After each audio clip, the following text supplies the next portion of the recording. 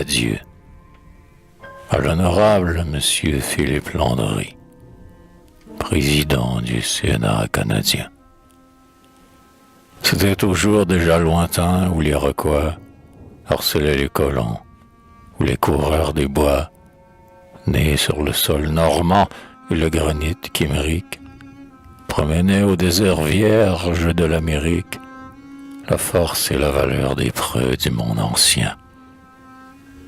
Parmi ces voyageurs, un jeune Laurentien, Cadieux, était surtout connu pour sa vaillance.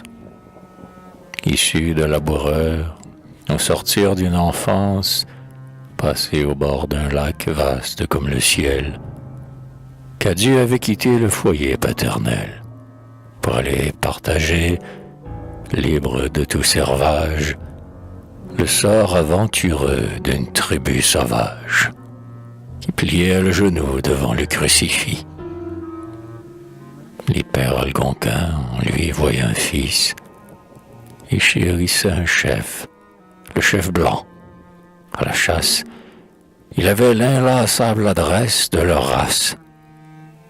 Parlant un dialecte indien, chaque printemps, il servait d'interprète aux multiples traitants qu'attirait sur nos bords le trafic des fourrures, et, l'oreille toujours ouverte au son murmure des ondes et des bois, il était toujours inspiré par la grande nature au langage sacré qui fit un immortel du mendiant Homère.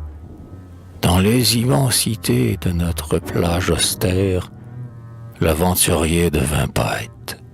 Ses chansons, qu'il rythmait sur le vol des souples avirons, abrégeaient la longueur de ses courses lointaines, sur les flots orageux et sur les eaux sereines, où le progrès devait se frayer un chemin. La fille d'un sachem avait donné sa main à ce Laurentien aussi beau qu'intrépide.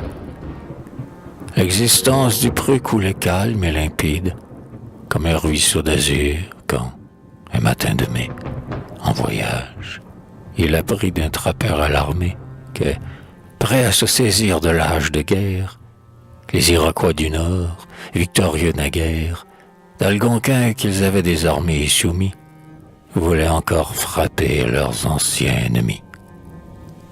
À ce moment que Dieu descendait la rivière, des Outaouais, guidant de sa voix mâle et fière, un parti de chasseurs qui, dans de longs canots, d'écorces surchargées de précieux ballots, où luisaient peaux de lynx, d'ours, de castor, d'hermine, s'avançaient vers les grands entrepôts de la Chine, charmant l'écho des bois noyés dans la vapeur, avec les gai refrains du chansonnier trappeur.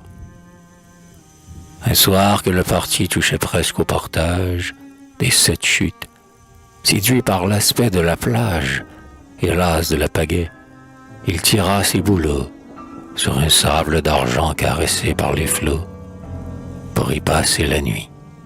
Ah, bientôt, par prudence, bien que rien n'indiquât, même au loin, la présence des guerriers iroquois, Cadieux et ses amis, perçant aux alentours les forêts endormies, commencèrent d'abattre ormes, noyers et chênes pour s'en faire un rempart. Mais les haches à peine ont-elles résonné que l'un des bûcherons, à travers le fouillis des rameaux et des troncs, voit des masques surgir et grimacer dans l'ombre. Ce sont les Iroquois qui s'avancent en nombre. Et soudain Cadieux clame « En canot, fuyez, dérobez-vous dans les bouillons du Sceau, fuyez tous. Moi, je reste, et seul avec mon arme, durant toute la nuit, je ferai du vacarme pour tromper les démons. » Et le hardi chef blanc, déchargeant son mousquet sous le grand bois tremblant, dont le farouche écho gronde comme un tonnerre, éloigne incontinent la bande sanguinaire du rapide. Et plus d'un camarade Cadieux jette une larme à l'œil, un long regard d'adieu, et tous, le front courbé sur le bord de la berge, implorent, confiants, le secours de la Vierge. Furtivement lancés dans le gouffre aboyant, les prudents fugitifs sans bruit vont pagayant. Voyez-les manœuvrer, voyez-les dans la brume qui s'élève de l'onde écumeuse qui fume. Ils filent d'un trait sûr entre des noirs brisants, ébranlés par l'assaut des grands flots rugissants. Ils vont, les yeux dardés dans la vapeur livide. Jamais canotier n'a sauté ce rapide. Ils vont, et les grands pins du bord décroissent derrière eux comme un mouvant décor que déroule sans fin une main invisible. Au cran, où l'eau déferle avec un choc terrible, quelquefois les canaux ont l'air de se heurter, mais toujours les trappeurs savent les éviter. Les roches maintenant se dressent plus nombreuses, dans le bouillonnement des lames furieuses. La flottille souvent disparaît tout d'un coup, sous le jaillissement de la vague qui bout, comme le flot marin fouetté par la tempête. Et les batelets sont des copeaux sur sa crête. Le parti va périr dans l'abîme écumant. Ô surprise, ô miracle, un fantôme charmant, un ange aux ailes d'or rayonne dans la brume. En avant des chasseurs et, glissant sur l'écume de la vague, conduit du geste les esquifs à travers le dédale horrible des récifs. Et qu'adieu, répétant de distance en distance, ses coups de feu toujours trompent la vigilance des peaux rouges qui n'ont pas vu les voyageurs s'éloigner, entraînés au fil des flots rageurs du saut vertigineux où la nuit sans étoiles étend déjà les plis ténébreux de ses voiles. Par moments, le divin pilote disparaît sous le dais ondoyant de l'immense forêt.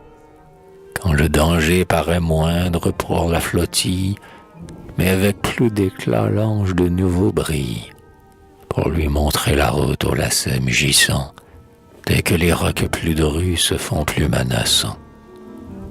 Enfin les canotiers, épuisés par la lutte contre les tourbillons de la 7e chute, entrent dans un bassin au cristal calme et clair, à peine caressé par un frisson de l'air. Et, bientôt débarquant sur une large grève, il tombe à genoux. Et, pendant que s'élève vers le ciel l'action de grâce de ses preux, le guide aérien, l'être mystérieux, qui devant eux glissait tout à l'heure sur l'onde, brisant contre les rocs sa masse furibonde, apparaît de rechef une dernière fois, et pour les éclairer dans l'ombre des grands bois, son essor radieux illumine la plage. Les fugitifs, cachés sous la forêt sauvage, comme enivrés des bruits lointains du flot hurlant, attendirent 5 jours l'héroïque chef blanc. Mais, perdant tout espoir de le voir reparaître, croyant que leur sauveur avait péri peut-être, ou qu'il comptait encore, là-bas, sur leur retour, ils battirent d'abord les forêts d'alentour, scrutèrent du regard tous les coins du rivage, puis, suivant le sentier tortueux du portage, ils gagnèrent l'endroit où le vaillant Cadieux, pour sauver ses amis, s'était séparé d'eux, et, de là, s'enfonçant dans la nuit insondable, des plus vastes forêts du pays de l'érable, durant une semaine, ils cherchèrent en vain. Le héros vivait-il? Était-il mort de faim? Un Indien portait-il, pendu à sa ceinture, ruisselante de sang, sa belle chevelure? Mystère. Exténués, sans boussole, sans pain, les chercheurs s'apprêtaient à rebrousser chemin, quand soudain une croix brute, émergeant de terre, à quelques pas d'eux, leur expliqua le mystère. Et, s'étant approchés, morne, silencieux, au pied d'un pin géant, ils trouvèrent Cadieux, mort et gisant au fond d'une fosse béante, qu'il avait pu creuser de sa main défaillante. Il semblait sommeiller, à demi recouvert, d'un épais linceul fait de feuillages encore verts. Un sourire entr'ouvrait sa bouche froide et blême, ses maigres doigts roidis étreignaient un poème, naïf comme son cœur, amer comme un sanglot, écrit sur un fragment d'écorce de bouleau. Et sa face, gardant cette vague lumière, qu'au front des défunts met la suprême prière, semblait, dans le silence et dans l'immensité, réfléchir les rayons de l'immortalité. Le poème trouvé dans la main noble et sainte, qui venait de l'écrire, était une complainte. On y lisait l'adieu que la haie de martyr adressait à l'épouse au moment de mourir. On y croyait sentir encore frémir la lèvre du malheureux tué par la faim et la fièvre, en voulant échapper aux peaux rouges cruelles. On y croyait entendre encore ce qu'au ciel il avait demandé, par un si grand désol, lorsque sa tombe seule entendait sa parole. Un jour, les bûcherons qui vont, tous les hivers, s'ensevelir au fond de nos mornes déserts, se prirent à chanter à complainte héroïque. 2 siècles ont déjà passé sur l'Amérique, puis qu'elle vibra pour la première fois. Elle résiste au temps et reste fraîche et neuve.